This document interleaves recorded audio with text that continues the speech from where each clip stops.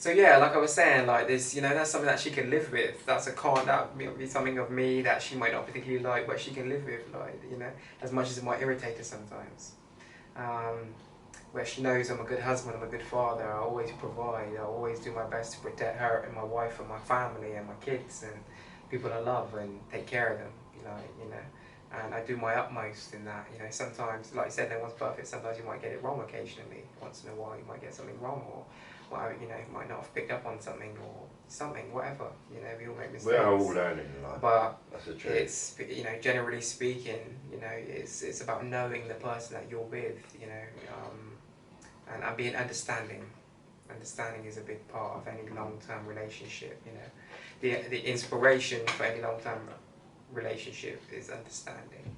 I think really, you know, you have to be very understanding of the other person and be patient, and don't be too critical and judgmental of the other person. Remember that they're human too, and even though they might upset you sometimes or piss you off, or you know, make you unhappy, or do something you might not like, or remember that people are people. And sometimes their decisions that they might, sometimes people do things that might hurt you, but they're not really doing it to try to hurt you. They might be doing it because they don't love themselves. Yeah, that's true. Don't let that go over your head, you know. They say that people hurt people. Yeah. People hurt who they love. Yeah, that's most. True. Most, yeah, that's usually the case. They've got no one else to take care of. If you think about it, there's a lot of people out there that are like that though, mate. I've met people out there like that too, and I've even had to check one of them, in a good way, because, you know, it's one of your brothers, you never check them in, you know, it's always in a way of correction, but it's like, you can't be treating it outsiders and people that people that outside of your family and shit like that better than the people, you know. You can't be treating your family worse and shit than other people that you don't even know, strangers. You get a lot of people that treat strangers and people that they don't even know, and people that don't even know them or care about them or whatever, they'll treat them better sometimes than their own family, if you see what I mean. And they're in a circle, you know, they're friends, they're true loved ones, you know. So there's a lot of people are guilty of that, and I think sometimes men in particular are guilty of that sometimes too. You know, you have to, the same way that you can show love to your boys, like, this is my brother, like, this is like my brother. You know, I've known, you know, for a long time now, close to 10 years, might be about 10 years now. Like, you know, this is my brother, like, you know, it's, you know, the relationship that we have, like, I could never love a stranger, I could never treat a stranger or someone better than I treat my brother, if you see what I mean, you know. Well, we've got the same characters, haven't we, in life? We've got the same sort of insights and understanding. There's nothing wrong with treating strangers well and being polite and respectful and helping people if you can, if that's the case, if they need help, if you can, of course. But you should always treat your inner circle, the people that are closest to you, your family, your loved one, your kids, just your wife, whatever else, your real true friends. You treat these people the best as you could possibly treat them. You cherish them, you know. And like I said earlier, remember that people are people. Sometimes people mess up and make mistakes. Don't always be too hypercritical of people, you know. And also sometimes you can love people from a distance as well, depending on what they've done, what they might have done to you. If they've done something really bad to you, awful to you, you know. Cause like you said, sometimes people hurt the ones they love the most. That's right. It's like when somebody, you know, some people have bad days at work, for instance. Yeah. Say a police person, yeah, had a really bad day at work, and he comes home. Yeah. Maybe had a bad time with his boss, whatever. Yeah. Comes home to the wife and sort of takes it on to her. Yeah. That's what happens in life. We can't punch our boss or anything, can we? No. You know, well, you could, but you lose your job. Exactly, you know, so you go home and punch, you know, I wouldn't personally, but that's what happens, do you know what I mean? You punch the people that you love, you know, you take it out on the people that you love. And this goes on a lot. And that's the worst thing you can do as well. Goes on a lot, and people need to understand this. Right? When they're being attacked, right, because they're, you know, by a person, because they've had a bad day at work or something, you know, you've got to realise they're angry and they take it out on you, you know. you know. But all you do in that situation, when you do that, that's part of maturity too. Like we've talked about in a previous episode, the whole thing of maturity is learning to not push people away. The more you push people away, the more you isolate yourself, the more people are not going to want to have anything to do with you, or might not even be willing to try to help you, if that's what the situation requires, you know. Yeah, don't push people away from you, you know. There's a lot of people in the world that have, not everyone, of course you have to be careful, of course. We always proceed with caution on this side. But there's a lot of people out there that have good intentions, you know, that will try to help others in situations. And sometimes you have to be accepting of help and not be prideful and egotistical, and realise that sometimes in life you need help. You can't always do things by yourself. That's why sometimes as well too, like they say, that's why they said sometimes marriage is a good thing. Going back to talking about marriages like we were talking about just now, is sometimes, you know, two people together running a household and looking after the kids and the affairs of the house is easier and better than one person. Yeah. Because then you both got roles and responsibilities and things that you both got to do and uphold, and you can carry out those things. And it's a team effort rather than just a single effort.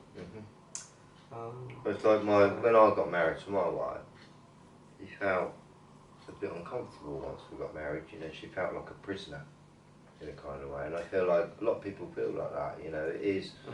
You know, I feel like a long time ago it used to be a spiritual marriage between two people. Okay. Yeah. And that's just two people wanting to do it, and it's just a, you know. But now it's, you go to an office and, you know, you got to buy a ring, you got to buy whatever. You know, you don't have to do all that. You know, but it's just got a bit sort of like you're paying someone else basically. That's what I question. Yeah. Who you paying? See, you know, do you know what I mean? Yeah. And it's a big, huge business, and it's getting a lot of people in trouble. You know, even me personally, I really am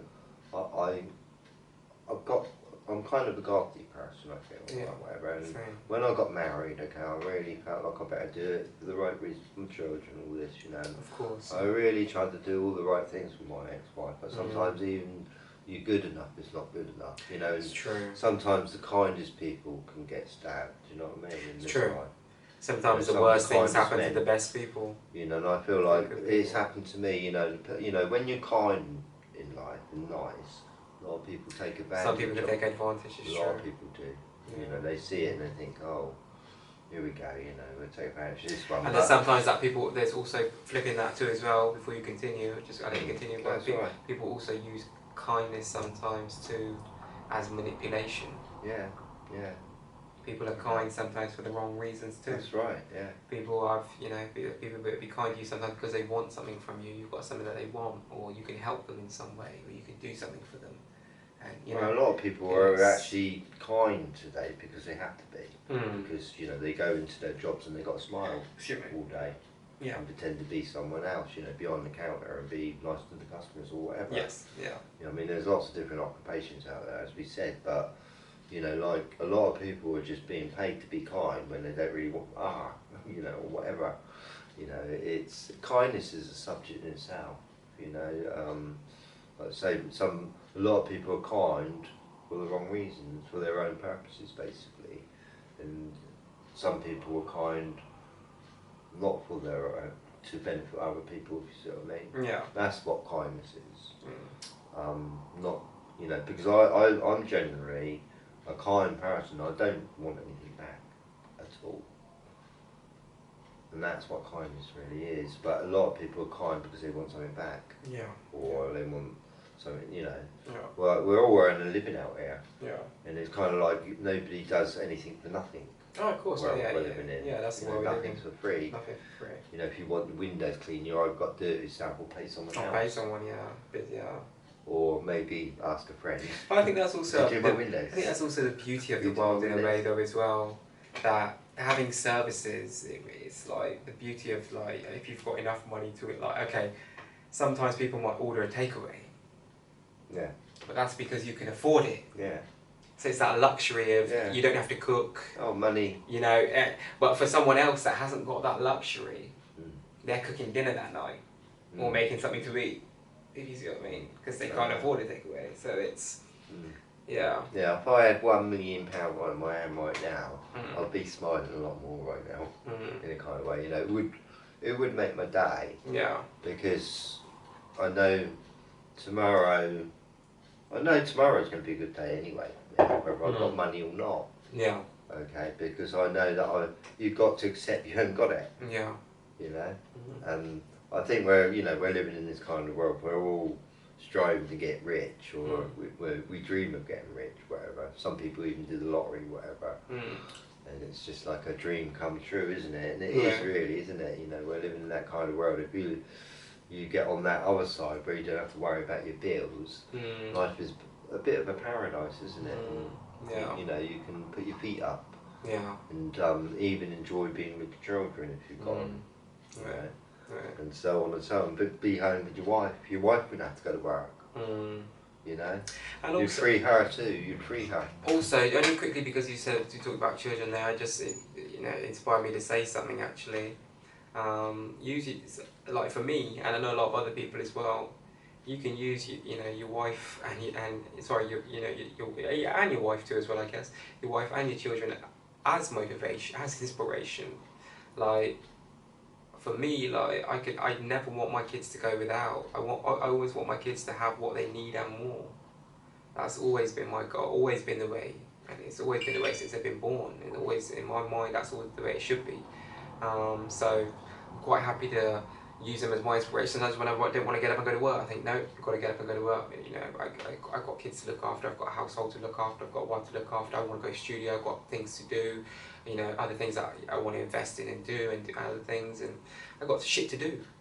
I can't afford to, you know, to just sit around and wait for, you know, to win the lottery or to wait for something to fall out of the sky.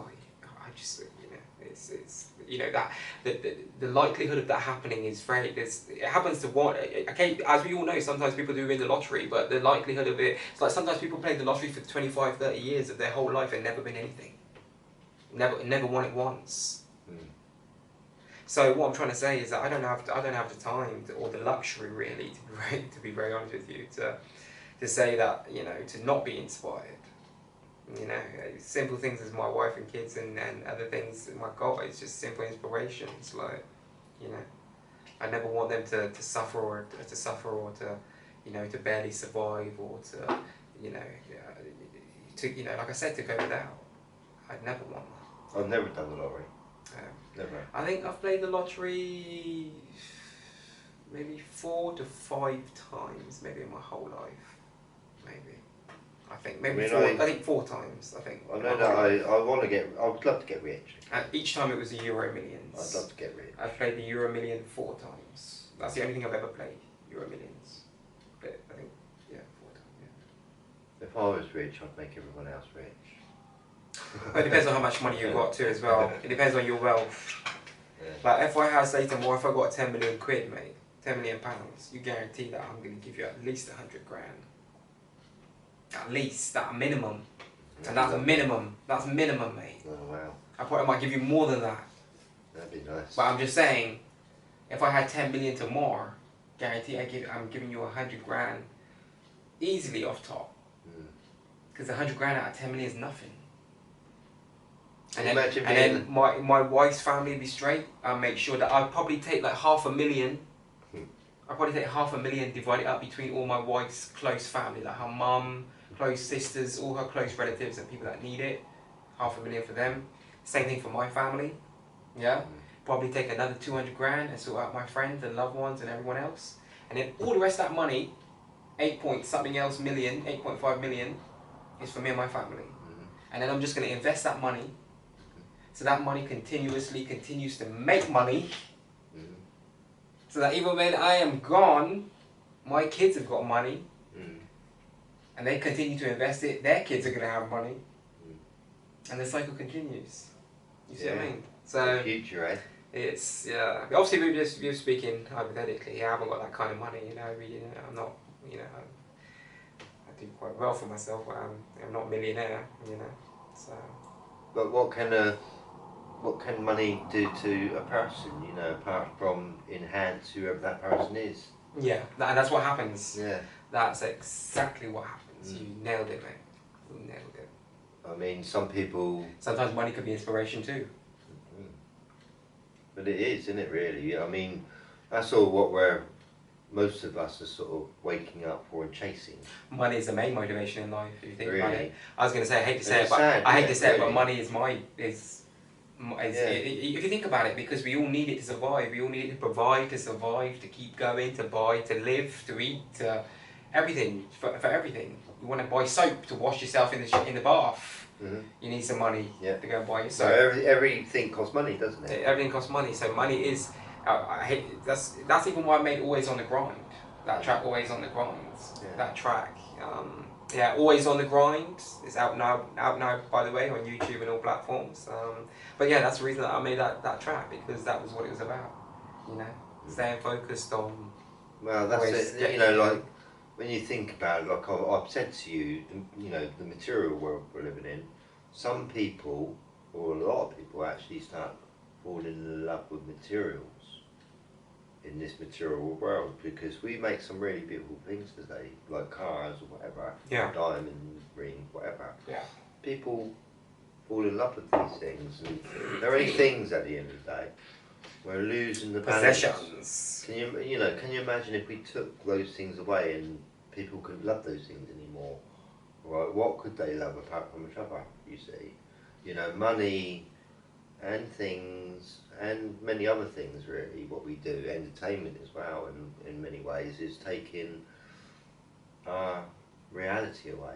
Yeah, and also as you speak, I don't want to go too. I don't want to change topic, or I'll let you continue as well. But as you were saying that, just again, it inspired me. It just made me think that when you're together as a family, if you're someone out there that's got a wife and children, or you know, partner and children, whatever, a family. Whenever you're together with family, when you go to see your mum and Richard and Carl and everyone else, having quality time together, without the distractions involved, where you have conversation, you engage, you communicate, even if it's playing a game. You might play, let's say sometimes people as a family might play Monopoly, let's say for example, or Ludo, or just being, you know, random example. But it's about engaging, removing distractions so that you're able to engage. Like family dinner, say for example, every dinner time, if you're able to have the luxury where all of you can sit together, like me and my wife and my kids, if we don't have that luxury all the time, but when we do, we'll sit at the dining room table together. And we're not on our phones, we're not, you know, it's no distractions, we're having dinner and we're talking, if you see what I mean. And I think the same thing applies for couples today as well, because there are so many distractions and shit in the world as well. If you're going to be there's couples in the world, in order to spend time together, especially towards like the end of the day, if you want to have a bit of quality time together, unless you're going to watch something together, it's like, say for example like a film or a movie or a series, and engage with it together, then you're not doing something together. It's like, okay, if I'm on my phone, let's say for example, me and my wife are laying in bed late at night, I'm on my phone, she's on her phone. If we're talking to each other and showing each other on our phones and engaging and having conversation and stuff like that, we're together, we're having time together. But if I'm literally just sat there on my phone scrolling, not saying a word, she sat there scrolling, not saying a word, no conversation, no engagement, nothing. There's no quality time, there's no engagement, there's no room, there's nothing there that builds stability or engagement, you know, in terms of communication. So it's about removing the distractions from life, you know. Yeah, making laws up and rules. Yeah. Because they have taken over. Yeah. You know, I mean, even I go and see some people and they're doing other things sometimes, you know, and whatever. Yeah. You know, I think like there are so many distractions out there that we you know, we haven't even got time for each other anymore. Yeah, it's true. Unfortunately. I mean, even today, I feel like really to survive, you need a mobile phone. No, you do. You do. Yeah. Like, well, you don't. If you see what I mean. If you're one of these people that lives off the grid and has got everything situated for themselves, yeah, you could live like that. Most of us. But in order to survive in this modern world, you need, if you're going to live in this modern world, this modern society, and be a part of it, you need a mobile phone. Then you got to think about charging up. And we're not even just talking about the internet, just from making a simple text or a phone call. The internet obviously is a great, wonderful thing we have, an added bonus. But just having a phone to make a text or a call, you know. Well, we've got to pay more electricity, you know, to charge them up every day. Yeah, that too. Yeah. And you got to think about it every day. Yeah. Wow.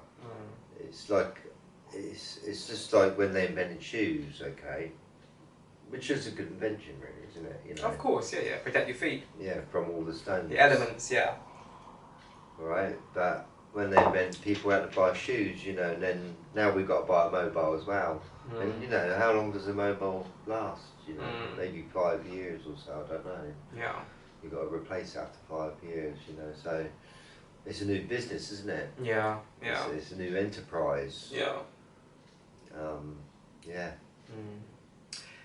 Anyway, mate, any final words, any closing statements, anything you'd like to leave with the people before we wrap it up and call it a night for this week's episode, all about inspiration. He did it, that's it. Yeah, any final words, mate? Yeah, I hope we inspired you. Yeah, well, we didn't really talk about that much, were we? You know, we were sort of like... Well, we did and we didn't. Yeah. we did and we didn't. It was a bit 50-50, but I hope we inspired you in some way. I hope some part of this episode of this podcast, this one in particular, it's all about yourself. Inspirational. It's all about yourself, really. Yeah. Like believing in yourself, really. That's it. And numero uno. Yeah. It's believing in yourself. You are number one after all. You know, it is that these legs belong to me. These arms belong to me. This is my hair. You sure? Yeah, and my imagination belongs to me too. Do you know what I mean? And you're not very big. You're not very big. And so does the day. You know, the day belongs to you. It does. Tomorrow, you know. Yeah. You got to own the day. Own the day, yeah. That's it. And grab all of it, you know, because as I say, I think like each day is very magical. Yeah. And people don't appreciate it enough, I feel. I mean, I must admit, in the past, I've not always appreciated life. And I regret that. I think that's the only thing I regret, really, not appreciating. Not being appreciative, yeah. You know, because I haven't got long left, really. Yeah. Like I say, I mean, I'm about coming up to 60. Yeah. So, say I was 80, right, and I won £1 million. You know, it's not much good to me then, is it? You know, if I won the lottery when I'm that old. You can still help a lot of people though. Yeah, that's sure, you know. It still made me smile. Yeah. If you see what I mean. If I become a millionaire when I was 90. Yeah. Or 99. Yeah. You know? So, yeah, I think, like, you know. Yeah. But just before we go, I want to do something together, mate. Something that we can share with the people, right? Just like to have a moment with the audience, to, you know, anyone that might watch this or see this. I just want to do something, right, mate? So just follow after me, yeah? Just repeat after me, yeah? And this is for you guys too. I want you guys to, if you're watching this and you see this, please repeat this with us while we're doing this right now, yeah? Pray. No, I'm not going to pray. Let's go. I am thankful. I am thankful. I am blessed. I am blessed. I am grateful. I am grateful. I am appreciative. I am appreciative. I am healthy. I am healthy. I am strong. I am strong. I am powerful. I am powerful. I am creative. I am creative. I am chosen. I am chosen. I am blessed. I am blessed. I am happy. I am happy. I am positive. I am positive. I am successful. I am successful. I am driven. I'm driven. I am motivated. I'm motivated. And last but not least, because he's talking about inspiration, I am inspired. I am inspired. It's like a prayer. Same for you guys. It's like a prayer. That's what it is, affirmations. But yeah, with that being said, you can always rewind that and play it back if you want to follow along with it. You know, you can always rewind this episode and follow it back. You know, want to do it again and you know, do it yourself. But yeah, good night. God bless. One love. Hope we inspired you guys in some way, shape or form, like we said earlier. And yeah. Good night. That's it. One love. Be inspired.